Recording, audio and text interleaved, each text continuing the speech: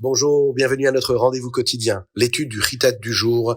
Aujourd'hui, nous sommes le Yom Rishon de la Parashat Vaera, premier jour de la semaine, 22 Tevet 5786.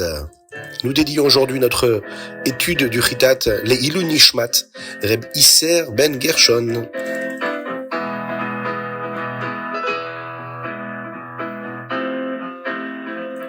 Et nous commençons avec notre Chumash. Vous vous souvenez certainement de la paracha que nous avons lue la semaine dernière, où Moshe s'est plaint à Akadosh Baruch Hu du fait que la situation des enfants d'Israël était devenue encore pire. Akadosh Baruch Hu ici a dit à Moshe de ne pas se plaindre. Moshe peut avoir confiance en Dieu car il accomplira ses promesses. Parfois il semble que la situation s'est aggravée, mais Hachem réalisera toujours ce qu'il a dit. Il va rappeler à Moshe que les Avot, les patriarches, ont également connu des périodes où ils ont vécu des événements difficiles malgré les promesses qu'Hachem leur avait faites. Bien que Dieu ait promis à Abraham que lui et ses descendants, après lui, recevraient la terre d'Israël, il ne semblait pas que cela allait arriver. Abraham Avinu a dû payer pour la Meharat HaMarpela, cet endroit où Abraham, Yitzhak et Yaakov ont pu être enterrés. On sait que également des gens se sont battus avec Yitzhak pour les puits qu'il avait construits. Et Yaakov a dû payer aussi pour avoir un endroit où s'installer. Malgré tout cela, il savait qu'il pouvait avoir confiance en Dieu pour qu'il accomplisse sa promesse. C'est pourquoi, dis aux enfants d'Israël, Akadosh Baruch Hu s'adresse à Moshe Rabbeinu, qu'on peut avoir confiance en Dieu. Je les sortirai d'Égypte et je les emmènerai vers la terre d'Israël. Moshe se présente devant le Ham Israël et leur dit cela. Mais la situation en Égypte était tellement difficile que les bénis d'Israël ne croyaient plus qu'ils quitteraient un jour cet endroit. Hachem va dire à Moshe de dire à Paro de les laisser sortir une fois pour toutes d'Égypte. Ce à quoi Moshe va répondre, mais si même le Ham Israël, eux-mêmes ne m'ont pas écouté, comment Paro m'écoutera-t-il? Hachem va donner à Moshe et à Aaron des instructions sur la manière de parler au Ham Israël avec patience. Et avec Paro, surtout dans le respect. Afin qu'ils écoutent ce que Moshe disait et qu'ils fassent confiance en Akadosh Baruch Hu.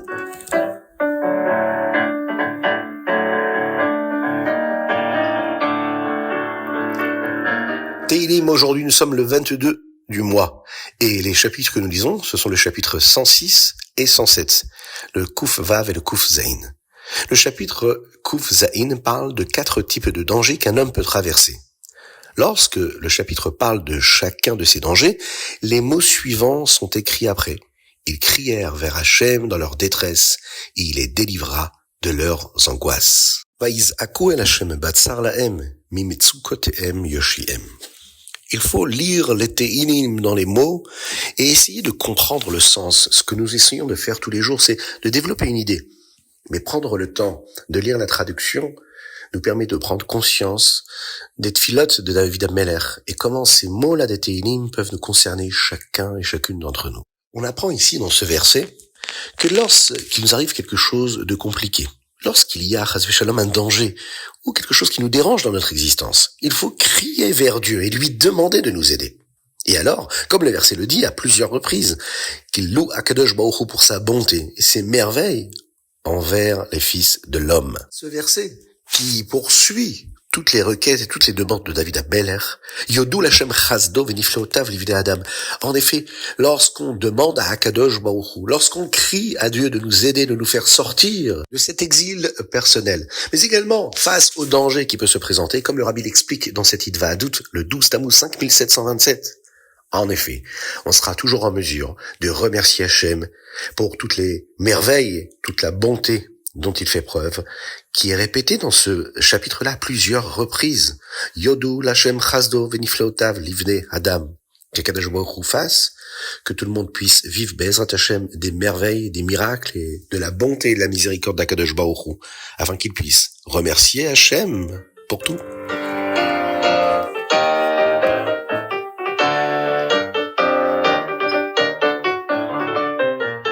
Tania.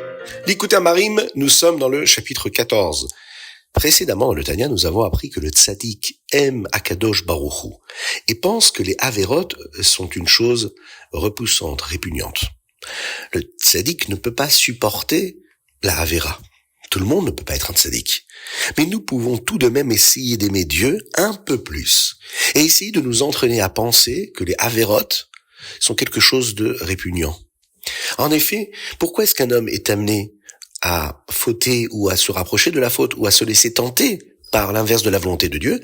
C'est souvent parce qu'il n'est pas conscient de l'importance et de la gravité que peut avoir une avéra, de la distance qu'elle crée entre Akadosh Baruch Hu et l'homme. Et donc, il se laisse aller, il se laisse avoir. Il y a un conseil ici qui nous est donné par le Admor HaZaken, celui de regarder les aliments qui ne nous aident pas à mieux servir Dieu et de penser à ce que leur arrive si on les laisse dehors pendant un certain temps. En effet, lorsqu'on laisse un aliment dans un endroit où il ne doit pas être, il s'abîme, il va à un moment sentir mauvais. Il se désintègre et puis il se détériore. Nous essayons ici de pratiquer le même principe dans notre rapport à Dieu. Il faut regarder une avéra comme un aliment qui va pourrir. Et en effet, une avéra, c'est quelque chose qui doit nous dégoûter quelque part. Si nous essayons de pratiquer l'amour d'Akadosh Baruch Hu davantage comme un tzaddik, en pensant à quel point Hachem est grand, en pensant à quel point Akadosh Baruch Hu est si spécial, si le Benoni fait cela, il est possible qu'Akadosh Baruch Hu lui accorde ce que nous appelons un cadeau spécial. Une Neshama Yetera, une âme supplémentaire ou un surplus d'âme qui va se dévoiler en lui, une dimension de son âme qui se dévoile, et là, il pourra atteindre l'âme du tzaddik. Il pourra vraiment aimer Akadosh Baruch Hu et détester les avérotes, détester les péchés parce qu'il sait qu'il éloigne de Dieu et lui ce qu'il veut. C'est d'être toujours près d'Akadosh Baruch Hu.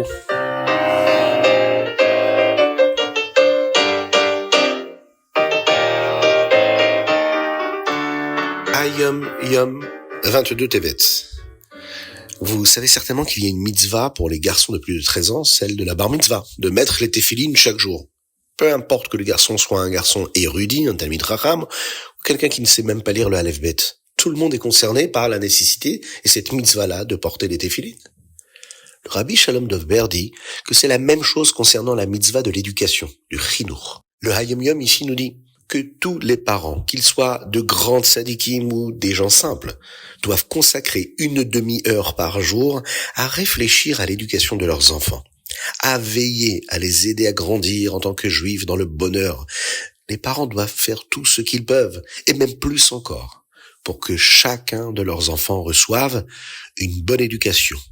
On prie à Kadosh Baruch Hu de nous aider dans cette tâche, mais on doit faire l'effort de passer une demi-heure par jour à chercher toutes les solutions possibles pour éduquer nos enfants dans le chemin de la Torah et des mitzvot, dans la joie véritable et l'amour d'Akadosh Baruch Hu.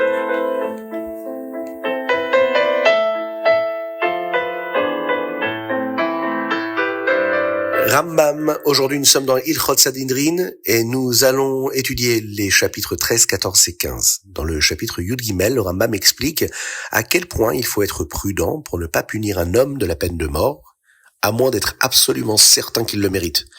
S'il arrive que sur le chemin de l'exécution un homme arrive avec une bonne raison et une preuve que le condamné à mort n'est pas coupable, on le ramène devant le tribunal encore et encore pour voir si ces raisons changeront le verdict. Dans le chapitre 14, ici, le Rambam nous donne quelques lois sur l'homme qui est passible de mort. Une loi dit qu'il faut être patient et ne pas essayer de trancher rapidement si un homme mérite la peine de mort. Si un tribunal exécute un homme une fois tous les 5 ans, on dit que c'est un tribunal qui est meurtrier, qui est destructeur. Et dans le chapitre Tetvav, chapitre 15, le Rambam énumère les péchés qui peuvent conduire un homme à être condamné à mort par le tribunal. Il existe 36 péchés de ce type.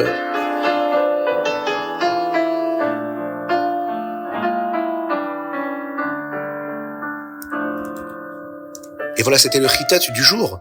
Mais on ne peut pas se quitter sans avoir quelque chose de concret qui pourrait nous permettre, de réaliser ce que la Yom Yom nous demande aujourd'hui. Comment réaliser cela? Comment pendant 30 minutes réfléchir à éduquer nos enfants comme il le faut? Dans la Chassidoute, il y a des conseils qui nous sont donnés. On pourrait par exemple se poser la question tous les jours et demander à notre enfant comment s'est passée sa journée. Quels ont été ses moments de joie, ses difficultés, ses réactions face aux mitzvot? De quoi mon enfant a-t-il besoin en ce moment? Est-ce de plus de tendresse, de plus de discipline, d'un encouragement spécifique sur un point d'étude de la Torah?